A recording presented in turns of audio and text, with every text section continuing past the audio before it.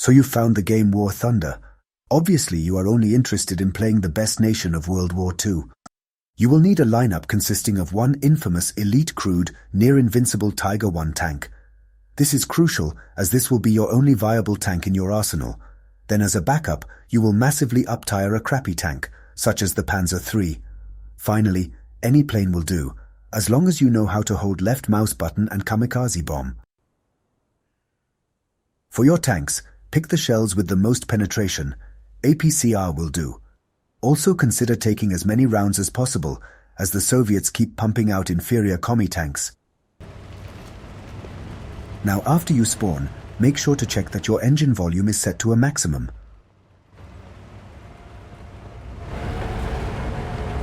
Also enable in-game music. This way, when you get flanked, you will not be able to hear it. When facing your enemies, always show your front. Now look at this stupid tiger angling his armor. This tiger player will not survive for long. Instead, we will always show our thick, impenetrable front flat armor.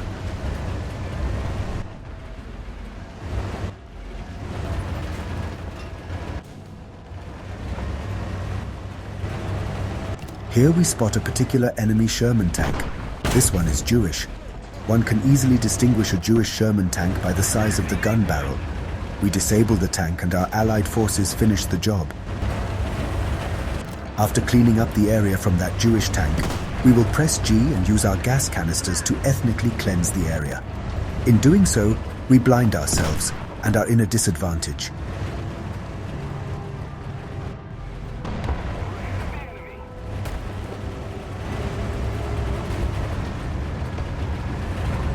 Here we spot an Allied tank trying to hide from us. We take a shot and immobilize the tank. The tank tries to shoot at us and is unable to penetrate our superior tank. We take a second shot and the enemy tank perishes.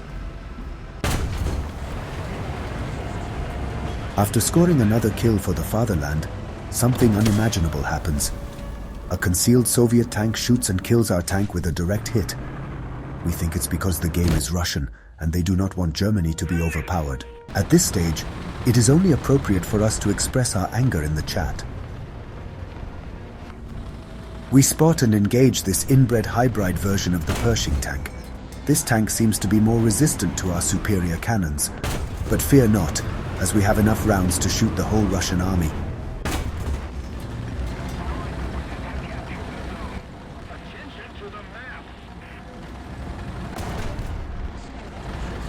And again, our allies provide help with eliminating this monstrosity.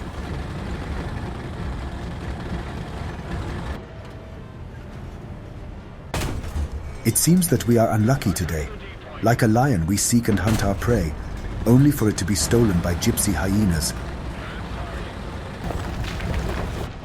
To everybody's surprise, we encounter another Jewish Sherman. Take notes of the size of the nose barrel as the biggest indication of this Sherman subspecies.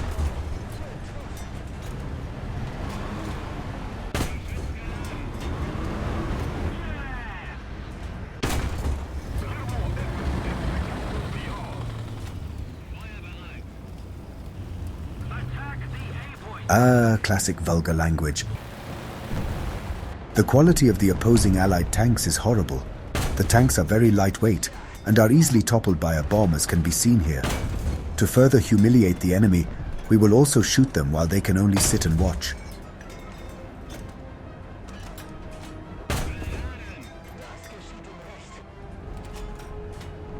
A wild rat appears behind the tank we are shooting. It sensed that a family member is in danger and tries to intervene. It quickly cowers when it realizes it is facing the German army. We have been shot and have caught fire.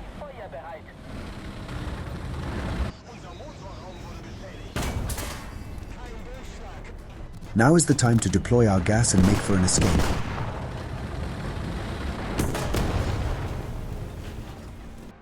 As a final effort in this battle, we will deploy our highly advanced Heinkel HE-51 fighter, equipped with 6 10-kilogram bombs and 7.92 mm machine guns. Our ally is in danger. We rush in by diving to aid our allied Stuka. The Stuka manages to get away, and we capitalize on this critical error made by the enemy pilot.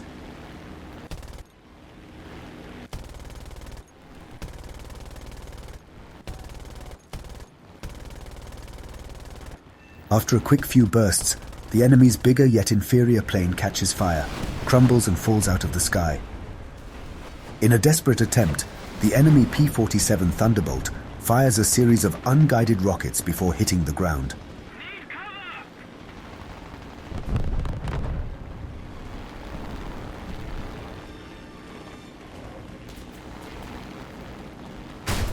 We get hit by an aimbotting Russian AA truck and fall out of the sky.